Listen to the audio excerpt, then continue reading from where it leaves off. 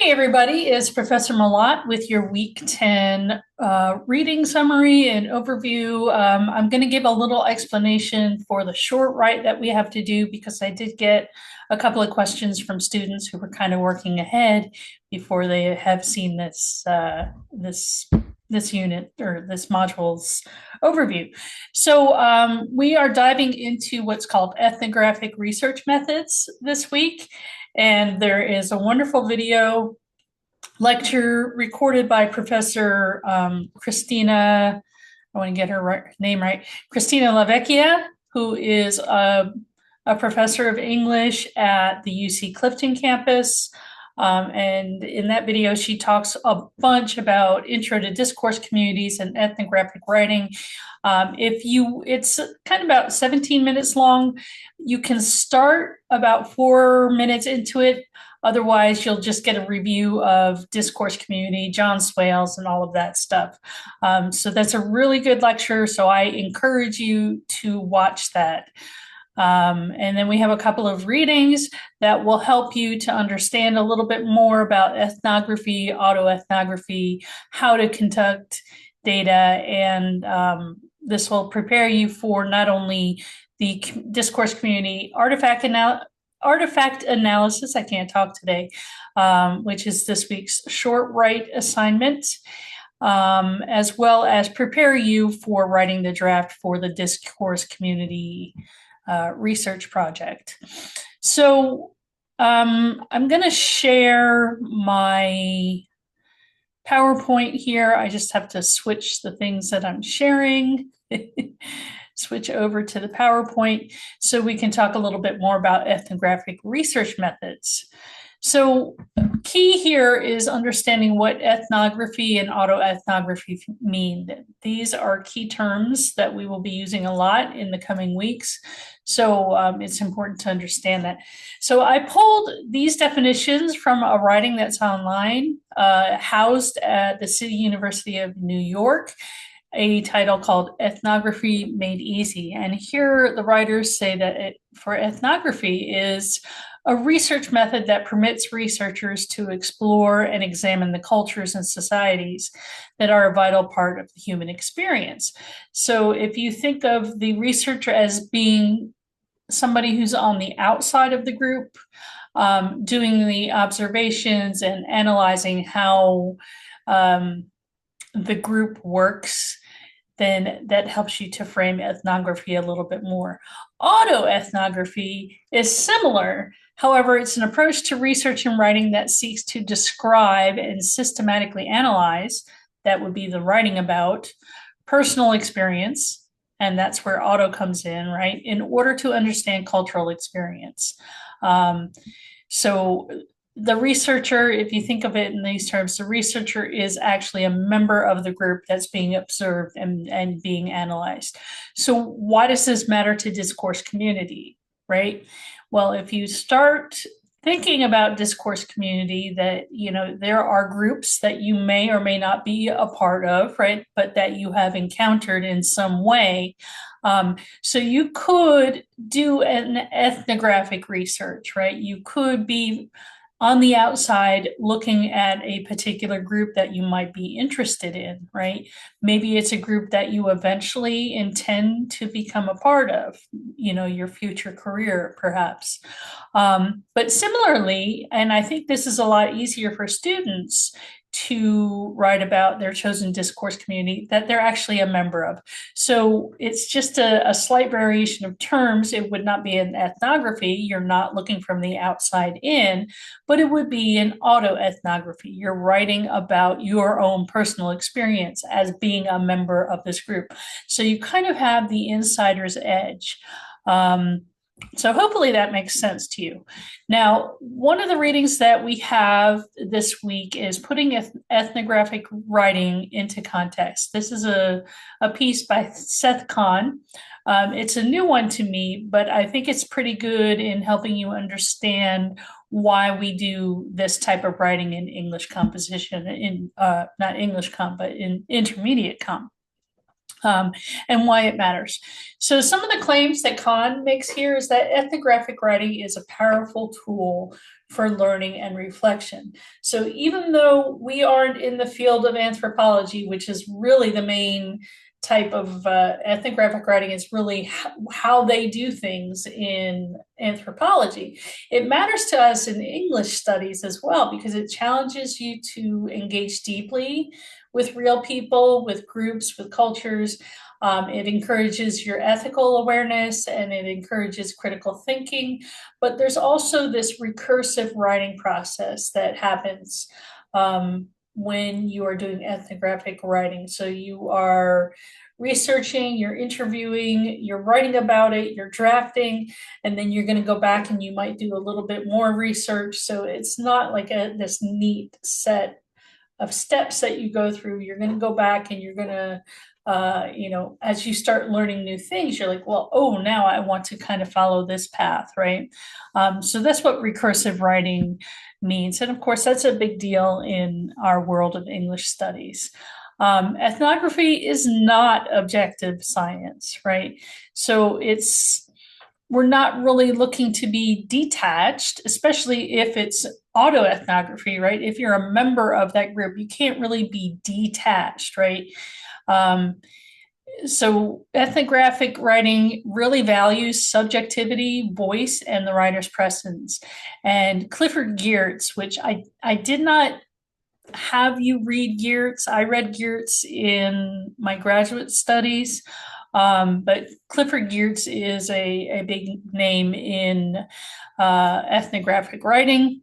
And that's something that he calls being there. So again, I think for you as students, if you select a discourse community that you're a member of, that gives you that subjectivity, that gives you a very personal voice because you're bringing your own personal experiences from within the group, essentially being there, right? Of course, ethical representation is central to ethnographic writing. You have to consider how your work is going to impact the participants. So if you are interviewing members, right, especially if you're from the outside and you're looking in and you want to have the insider's view, you have to be very ethical in how you represent what they're saying and how they're presenting the discourse community. So there's a big emphasis on consent, reciprocity, right? You're not just getting information, but you're going to help that group in some way. And of course, there is this whole concept of collaborative knowledge making, right? That working together, you come to a new kind of understanding. And of course, Kahn says that writing is both the method and the outcome, right? So ethnographic research is inseparable from writing. That's how we collect data. That's how we analyze things. And of course, we share the information. So it makes writing itself a form of inquiry. A key quote here, and again, this comes from Clifford Geertz as cited by Kahn, ethnographic authority results from being able to present details and insights that only the writer would know because the writer was there and the readers weren't, right? So, of course, with our little sphere here in English studies at UC, you're going to perhaps have readers who may relate to the discourse community that you're writing about, right? But typically, in the greater sphere of things, you have more as the writer and as the observer, whether it's you're a member of the group or you're looking from looking in from outside, you still have more by being there than the readers have. Hopefully that makes sense. And so the key points here that I want you to take home from this reading is that ethnographic writing is a dynamic recursive process. We already talked about that. We're blending together observation, participation, and reflection, and that often will produce very meaningful insights, especially if you are a member of that discourse community. You'll start to look at the group in different ways, right? You start to think about, why do we do things? Why do we communicate that way? Why do we use these conventions, right? Ethical responsibility, again, of course, is paramount. You have to protect participants' identities. You have to seek consent. And of course, you want to make sure that you are representing that person or that group in an accurate way. So again, if you go and you interview other members of the group, whether you're a member of the group itself or you're somebody from outside of the group, you have to make sure that you seek consent. And of course, collaboration and reciprocity enhance both research and writing. So by engaging the participants as co-creators, that also helps to foster trust, and it brings a richer understanding of the community that's under observation. So make sure that you read that. I know it's kind of a longer read, but it is a very good read, and it really does help you to understand ethnographic research. Of course, we have the short write, the artifact analysis. So I want to talk a little bit about that as well. So I had some questions about artifacts, like what actually are we doing here? And I want you to think about an artifact as something that should help understand how a discourse community communicates, either through words, images, and or sounds.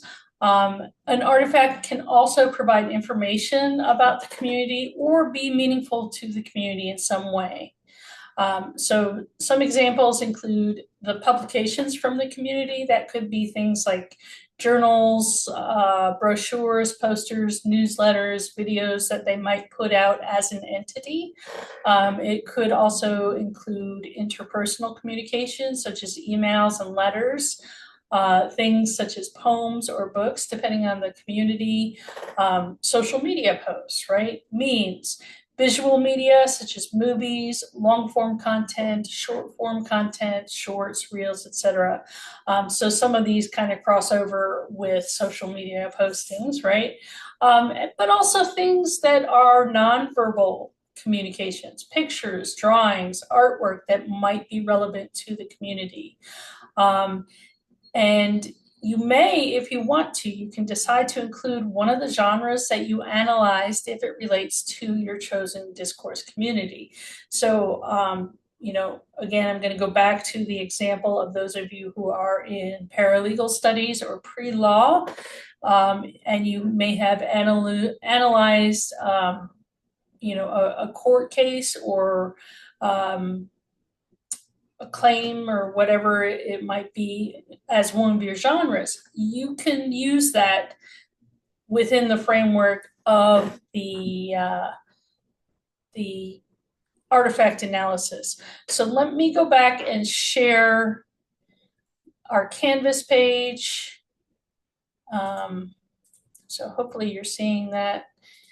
And we will jump to this short write, the Discourse Community Artifact Analysis.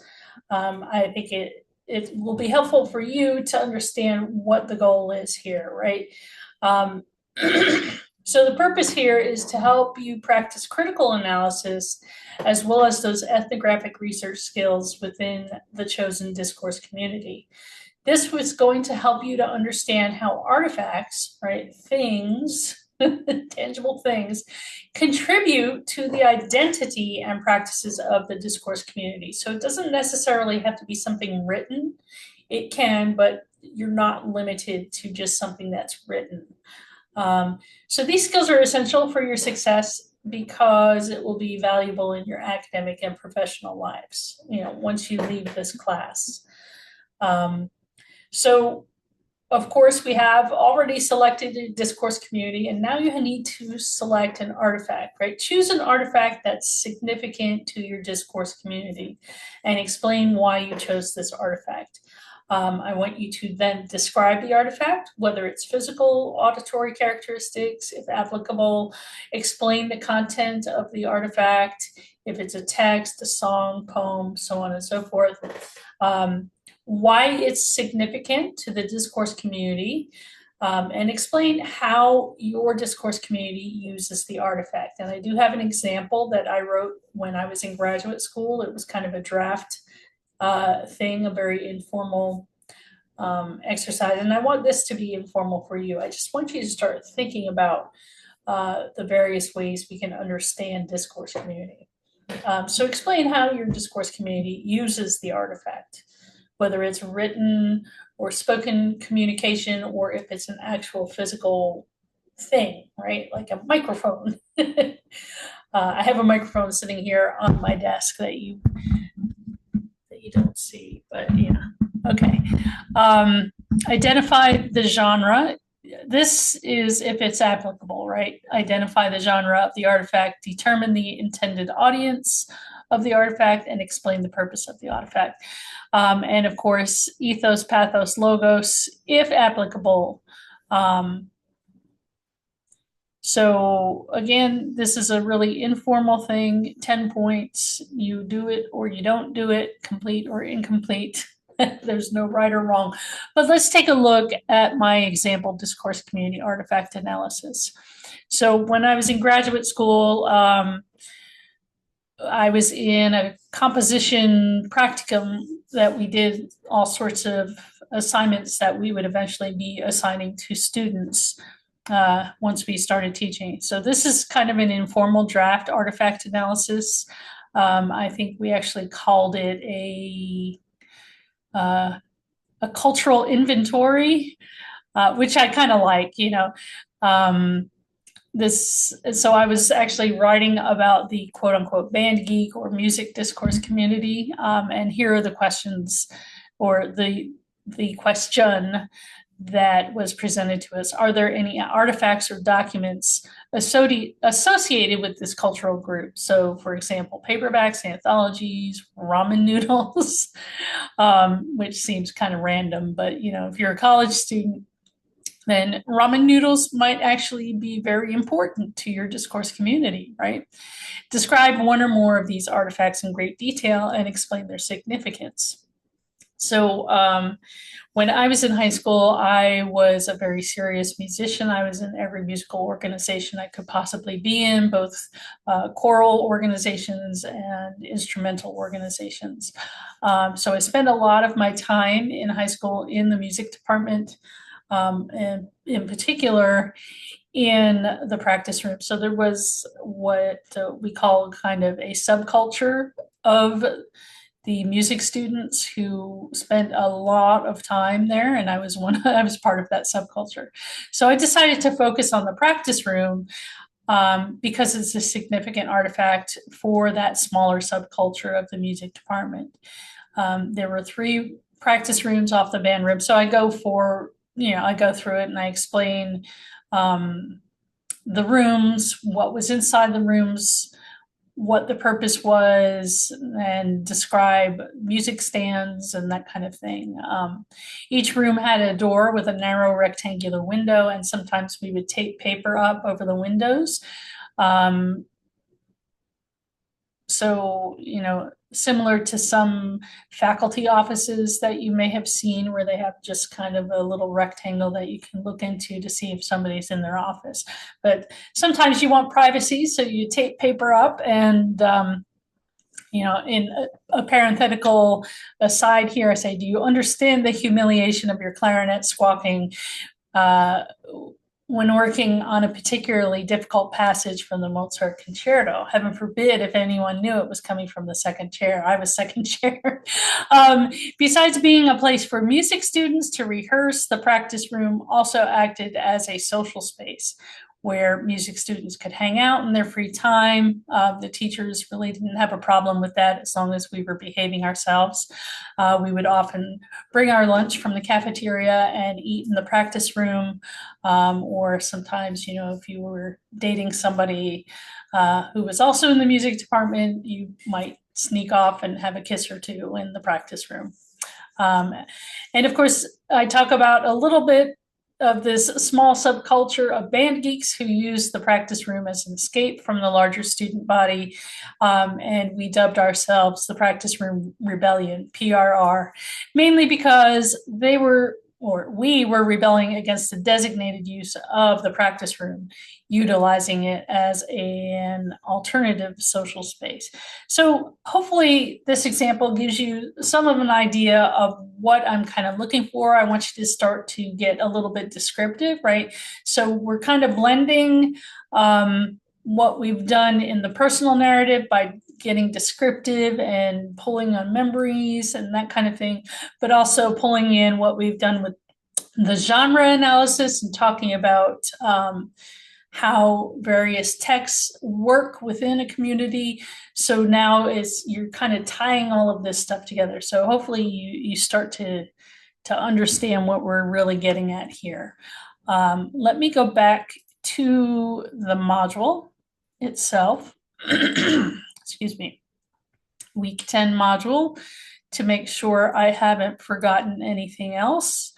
So yeah, make sure that you look through the readings. I want to look at this page, gathering data and conducting interviews, right?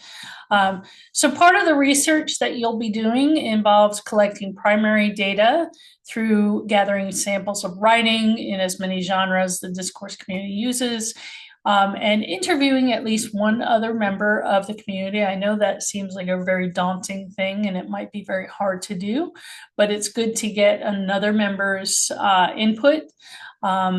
So, if you have made some connections in this class and you happen to be within the same discourse community that you're writing about, you could reach out to a classmate.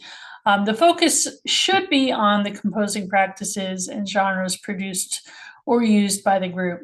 So I want you to be able to observe members of this discourse community. So again, if you are a member of the community itself, you already have some insight on how they are engaged in a shared activity. I want you to take detailed notes. What are they doing? What kinds of things do they say? What do they write? How do you know who is in and who is out of the group? So I have a student who's chosen the fitness discourse community. So if you go to the gym and you're a part of this community, right, I want you to take a little time to think about what people are doing in the gym. How do they communicate, right? What do they write? Are there videos that people post that are helpful? How do you know who is a part of the group and who isn't, right? And then again, collect anything members of the community read or write, right? The genres. Anything is a keyword: brochures, newsletters, reports, etc., or even very short things like forms, notes, text messages. If it's something that you're not sure you would have permission to collect, make sure that you ask permission before collecting the genres, especially if they're private to that community. So, if you're in a closed Facebook group, for example, you want to reach out to the administrator of a group and say, is it okay that I include information here, not using anybody's names or anything like that, but is it okay? Can I have permission? Then interview at least one member of the discourse community. You can conduct your interview face-to-face through email, text, IM, video, whatever. Again, take very detailed notes. You don't want to accidentally misquote or misrepresent. So I encourage you to record the interview. Just let the person know that you're going to be recording so that you can then transcribe it accurately. So in the interview, you might ask questions such as, how long have you been a member of the community? Why are you involved? What do X, Y, and Z words mean? So, certain vocabulary from your discourse community. How did you learn to write A, B, or C, or use a particular genre or a convention?